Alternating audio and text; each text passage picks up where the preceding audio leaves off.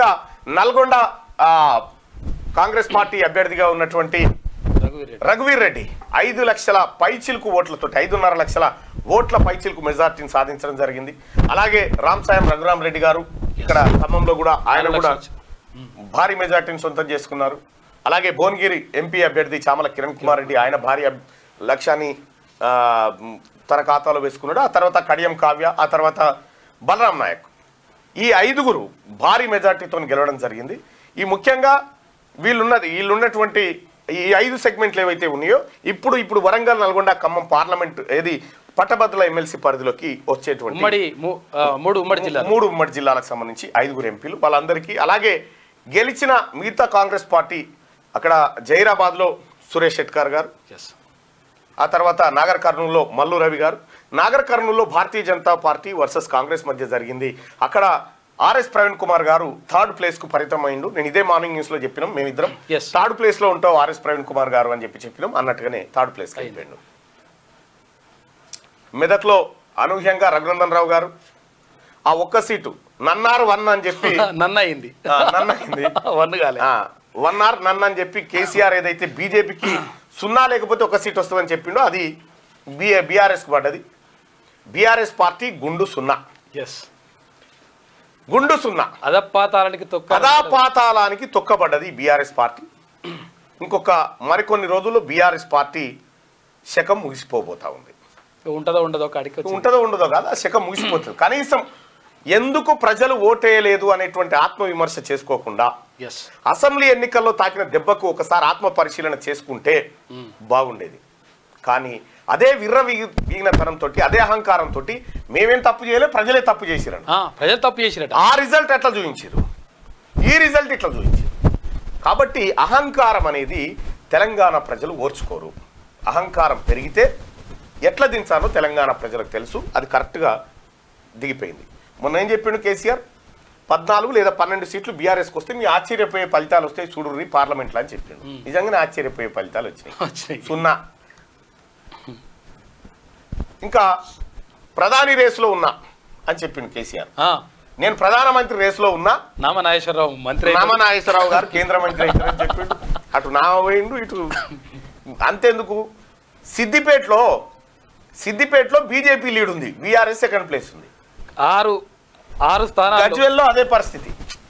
7 Medak parliament పరిధిలో 7 assembly నియోజకవర్గాలు ఉంటే ఒక మెదక్ మినహా అన్ని స్థానాల్లో బీఆర్ఎస్ పార్టీ ఎమ్మెల్యేలు ఉండే. కనీసం 2nd ప్లేస్ రాలేదు. బీఆర్ఎస్ పార్టీ ఎమ్మెల్యేలకు వచ్చినటువంటి ఓటు బ్యాంక్ అంతా బీజేపీకి షిఫ్ట్ అయిపోయింది. అన్ని చోట్ల అదే జరిగింది. బీఆర్ఎస్ పార్టీ 8 చోట్ల డిపాజిట్ కోల్పోవడానికి కారణం ఏంటంటే వాళ్ళ ఓటు బ్యాంకు బీజేపీకి ట్రాన్స్ఫర్ అయిపోయింది.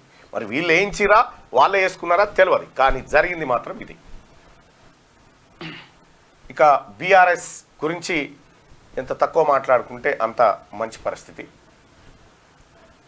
కాబట్టి తెలంగాణ రాష్ట్రంలో జరిగిన పార్లమెంట్ ఎన్నికలు ఇటు భారతీయ జనతా పార్టీకి ఇటు కాంగ్రెస్ పార్టీకి సమానంగా అందజేసి ఎవరు కొట్లాడుకోరు బిడ్డ, ఎవరు పావుసేరు వాళ్ళకి ఇత్తనమని ఆర్ఆర్ఆర్ ఇచ్చి మిగిలిన తునుక అసదుద్దీన్ ఓవైసీ చేతిలో పెట్టారు.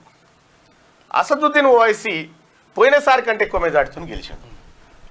భారతీయ జనతా పార్టీకి పోయినసారి కంటే తక్కువ ఓట్లు వచ్చినాయి.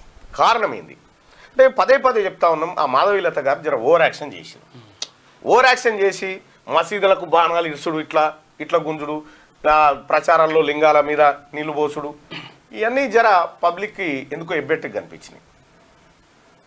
యాక్షన్ చేయాల్సిన దానికంటే ఓవర్ యాక్షన్ ఎక్కువైపోవడంతో మాధవీలత గారికి దెబ్బ పడ్డది అక్కడ.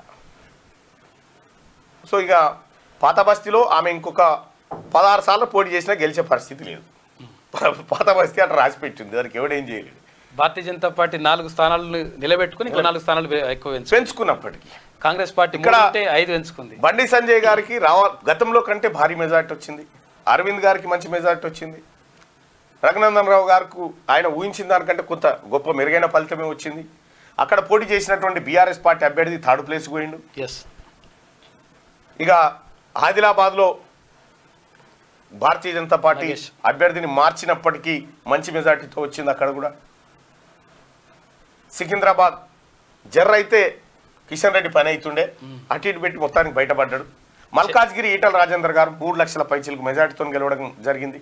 డికే అరుణ గారు అతి తక్కువ మెజార్టీతోని అక్కడ గెలవడం జరిగింది. ముఖ్యమంత్రి రేవంత్ రెడ్డి గారు చాలా ఆ సీట్ పైన దృష్టి పెట్టినప్పటికీ అది పోయింది. ఆ తర్వాత చెవెళ్లలో మనం అనుకున్నట్టు కొండా విషయాన్న మంచి మెజార్టీతో గెలిచిండు. అయితే భారతీయ జనతా పార్టీ అభ్యర్థులు స్ట్రాంగ్గా ఉన్నారు. పార్టీ బలహీనంగా ఇక్కడ ఉన్నప్పటికీ అభ్యర్థులు స్ట్రాంగ్ ఉండడం, కాంగ్రెస్ పార్టీలో కొంతమంది అభ్యర్థులు అంటే అభ్యర్థులను మార్చడము, తర్వాత రంజిత్ రెడ్డి గారిని తీసుకొచ్చి ఇక్కడ పెట్టడం, అక్కడ పెట్టడము, ఆ తర్వాత వాళ్ళని పట్నం మహేందర్ రెడ్డి ఫ్యామిలీని తీసుకొచ్చి మల్కాజ్గిరిలో పెట్టడం, ఇదంతా కొద్దిగా క్లమ్సీగా డిస్టర్బెన్స్ అయిపోయింది.